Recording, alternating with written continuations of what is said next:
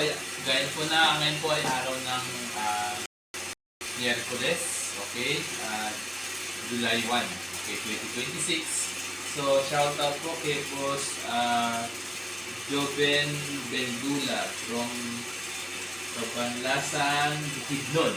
Okay? From Cabanlasan. Bukidnon, maraming salamat po. So, marami na tayong mga customer dyan. Thank you po sa inyong tiwala. No?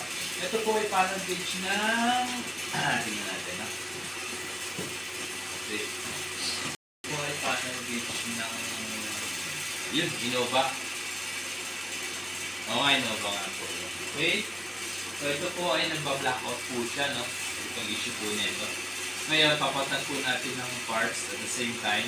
Papatanan po natin ng LED kasi sa sobrang tagal po nito, panigurado po yung kung mga ilaw nito ay sunod na. Okay, visual muna tayo. Okay, marami lang po siya pero lilinisin po muna natin yan. Okay, tanggalin po muna natin ito.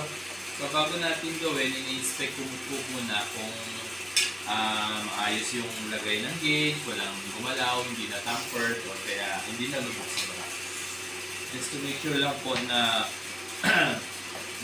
maayos natin magagawa siya. Kasi pagka may history po ng repair or nalubog sa pa, medyo mahirap na po kasing gawin. Okay, so physically wala naman pong any damage doon sa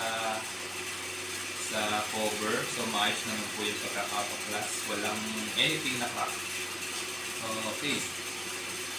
So yan, tagalin natin ito.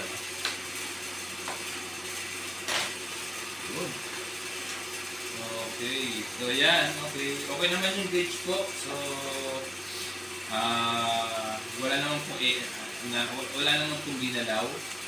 So fresh na fresh po siya. Okay. Hindi rin naman po siya na mali po. Okay. Ito no.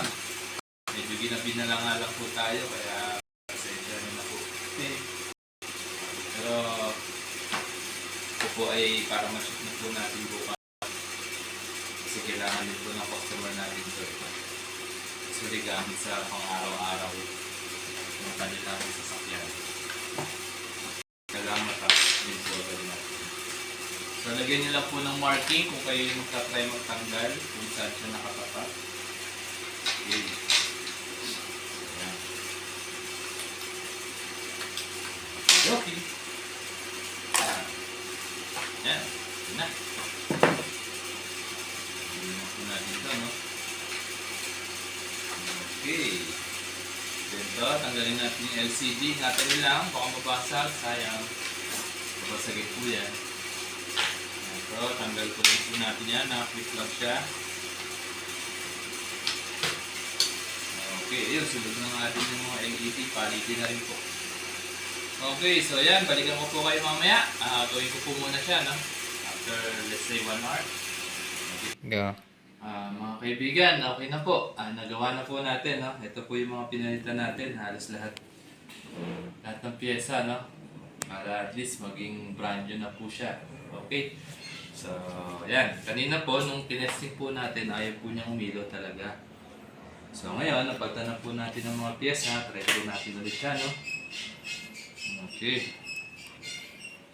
So, supplyan lang po natin to. 1, 2, 3. Yun, umilaw na, oh. Okay na siya. So, bali total po ng LED na yan ay 20. Kasi manual po itong gauge niya, no? Manual po. Bilangan po natin, no? 1, 2, 3, 4, 5, 6, 7, 8, 9, 10, 11, 12, 13, 14, 15, 16, 17, 18, 19, 20. Yan. Kompleto po. Okay. May kulay po yan, no? May request po yung ating customer para medyo maganda po yung ambience. Ngayon, linisin po muna natin to, no? Okay. Kasi marami po ito eh. Kanina. Yan. Then pati po itong loob, oh. Ang dumi na rin. Kasi natatrap po dyan yung alikabok. Ayun, no? Pag hindi nyo po yun nilinis, hindi po magpapantay yung kulay ng liwanag ng LED. So kahit po yan bagong palit, yung portion po na madumi, Eh, mukhang malabo pa rin po yung ano nyo. Yung liwanag ng ilaw. Yan. Kaya mas maganda po. Yan. Linisin na po natin. So, pag nalinis na, yan. Kabit na po natin yan. Okay. So, ingat lang po dito pag kung gusto nyo mag-try mag-DIY, no? Kasi medyo brittle na po yung kanyang ano, PCB. Sa katagalan na rin po siguro to, no? Kasi 2026 pa itong model na ito eh. Kaya kailangan maingat po kayo, no? 2006 pala. 2006 pala yung modelo na ito. Okay. So ayan, kapit lang po natin to, no? Yan! Galing. Okay. Tapos, after nyan, yan, ito po, kapit na po natin to. Okay. Yan. Yan. Ilapat niya lang po, no? Mabuti. Pag may may nakaangat dyan, sabihin hindi po tama yung pagkakalapat niyan. So itong dalawang maliit sa temperature at saka sa gas. Yan. Okidoki.